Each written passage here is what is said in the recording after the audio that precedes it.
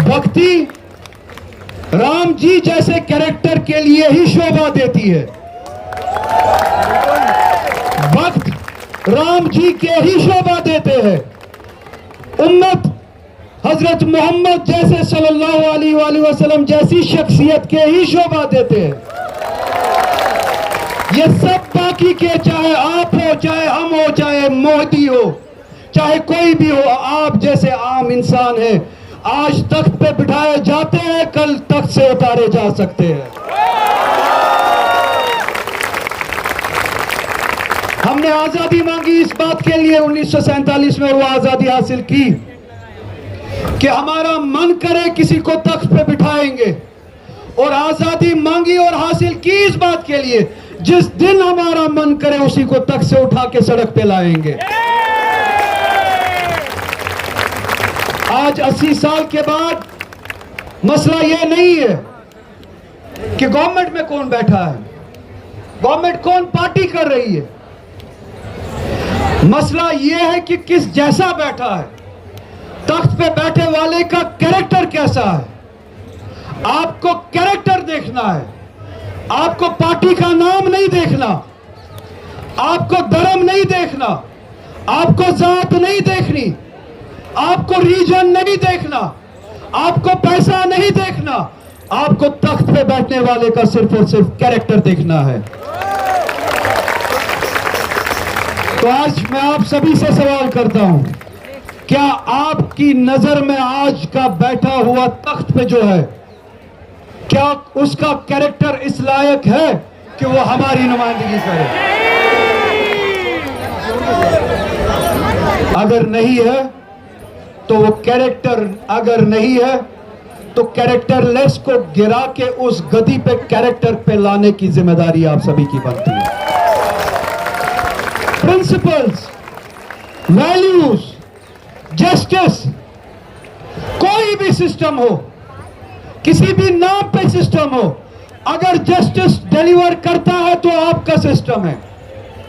और कोई भी सिस्टम हो, किसी भी धर्म के नाम पे सिस्टम हो, अगर जस्टिस डिलीवर नहीं करता है, ना हिंदू का सिस्टम है, ना मुसलमान का सिस्टम है, ना ऊंची जात का सिस्टम है, ना एसटी का सिस्टम है। जिस दिन इस मुल्क में आप जवानों में, हमारे बुजुर्गों में जाति के बजाय, धर्म के बजाय जस्टिस की, कैरेक्टर की तलब हो, तलाश हो, उस दिन यह मुल्क वापस अपनी पटरी पे आ जाएगा। मुझसे मेरा धर्म मत पूछिए, मुझसे मेरा कैरेक्टर पूछिए, मेरे कैरेक्टर के बारे में छानबीन कीजिए। मोदी जी से उसका धर्म मत पूछिए, मोदी जी से उसके पॉलिटिकल कैरेक्टर के बारे में जानबूझ कीजिए, छानबीन कीजिए। अगर वो पॉलिटिकल कैरेक्टर इस लायक है तो हिंदू है सर पे है, मुसलमान हो तो सर पे हो। अगर वो पॉलिटिकल कैरेक्टर इस लायक न है कि आपकी रिप्रेजेंटेशन करे, रिप्रेजेंटेशन के जरिए आपको जस्टिस डिलीवर करे, चाहे वो मुसलमान हो, चाहे वो हिंदू हो, उसको अपने सर से उठा के जमीन पे पटक दो। आपसे इन 12 सालों के दौरान पॉलिटिकल कैरेक्टर छीना गया, आइडिया ऑफ जस्टिस छीना गया, सेंस ऑफ इक्वालिटी छीनी गई, हमसे ये सवाल करने की एजेंसी छीनी गई कि जो ये तख्त पे बैठा है, इसके सिस्टम में जस्टिस कितना है, इसके सिस्टम में प्रिंसिपल्स कितने हैं, इसके सिस्टम में कितने हैं। आपसे वो एजेंसी छीनी गई। आपसे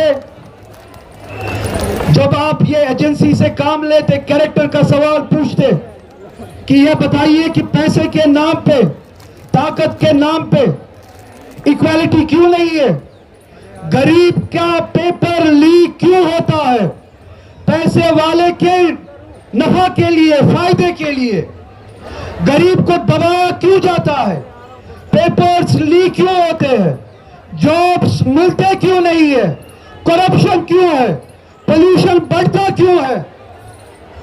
जब आपके पास ये एजेंसी थी, आपके पास ये फैक्ट्स थे, आपको बताया गया वो देखिए हमने 370 हटाया, वो देखिए हमने मुसलमानों को कमजोर किया, वो देखिए हमने बुलडोजर चलाए, वो देखिए हमने नाम बदल दिए।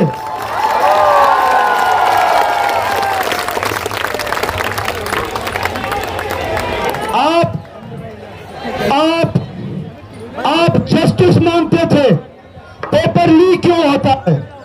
आपको बताया जाता है कि वो देखिए ये जो यहां पे बैठे हैं ये सारे एंटी नेशनल्स है, आतंकवादी है। काश आपने ये सवाल किया होता जब वैल्यूज को कंप्रोमाइज किया जाता था। बहुत सारे लोग मुझे कश्मीर में कहते थे कि आप इस स्टेज पे नहीं जाइए। मैंने पूछा क्यों? कहा कश्मीर के साथ जब values, constitutional values, constitutional principles जो थे, उन प्रिंसिपल्स पे, वैल्यूज पे ज्यादती की गई, तब इनमें से किसी ने हमारे लिए बात नहीं की। तो आज हम इनके लिए बात क्यों करें? मैंने उनसे सिर्फ इतनी गुजारिश की, जब हम पे आई इनको कहा गया धर्म देखो, जात देखो। जब हम पे आई इनको कहा गया कैरेक्टर मत देखो, आंखों पे पट्टी बांधो।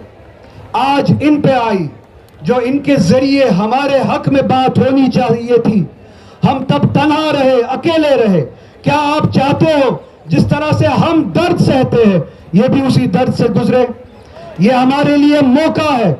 अगर आज कोई दर्द को समझता है, उसके सामने जाके हम ये कहें कि जब हमने 370 की बात कही, हमने कॉन्स्टिट्यूशनल प्रिंसिपल्स की बात कही, हमने जस्टिस की बात की, जिस तरह से आपने पेपर लीक के लिए एतराज किया, ऑब्जेक्शन किया, आपको आतंकवादी कहा गया, ठीक इसी तरीके से अगर आज आपको आतंकवादी कहना झूठ था, ठीक इसी तरीके से कश्मीरी उस जवान का जिसका कॉन्स्टिट्यूशनल राइट्स मांगना, कॉन्स्टिट्यूशनल प्रोटेक्शन मांगना, 370 के प्रोटेक्शंस जो हमें इस कॉन्स्टिट्यूशन ने दिए थे, आज मैं इस मंच से, जिसे आप मंच कहते हैं, सवाल करना चाहता हूं, क्या आपको कभी भी यह सोचने का मौका दिया गया कि आप यह सवाल करें कि क्या 370 पाकिस्तान के कॉन्स्टिट्यूशन ने दिया था या हिंदुस्तान के कॉन्स्टिट्यूशन ने दिया था? ये कॉन्स्टिट्यूशनल गारंटीज इस मुल्क की थी। कश्मीर जब कॉन्स्टिट्यूशनल गारंटीज की बात करता है, अपने मुल्क की कॉन्स्टिट्यूशन गारंटीज की बात करता है, किसी एक मुल्क के बारे में बात नहीं करता। आप खुशकिस्मत है कि आप बात कर पाते हैं। कश्मीर का जब बात करें तो उस पर यूएपीए लगाया जाता है, पीएसए लगाया जाता है, जेल में भरा जाता है। आप खुशकिस्मत है, आप खुशकिस्मत है, आप उस दर्द से नहीं गुजरते, और हम नहीं चाहते कि आप उस दर्द से गुजरे, और हम नहीं चाहते कि आप उस दर्द से गुजरे। इसीलिए जहां पे भी आप कॉन्स्टिट्यूशनल वैल्यूज की बात करते हैं, जस्टिस की बात करते हैं, प्रिंसिपल्स की बात करते हैं, चाहे कश्मीर हो चाहे कन्याकुमारी हो, जस्टिस के लिए, इक्वालिटी के लिए हम सभी एक हैं, हम सभी आपके साथ हैं। बस आपसे इतनी सी गुजारिश है, एक खिता है आपका,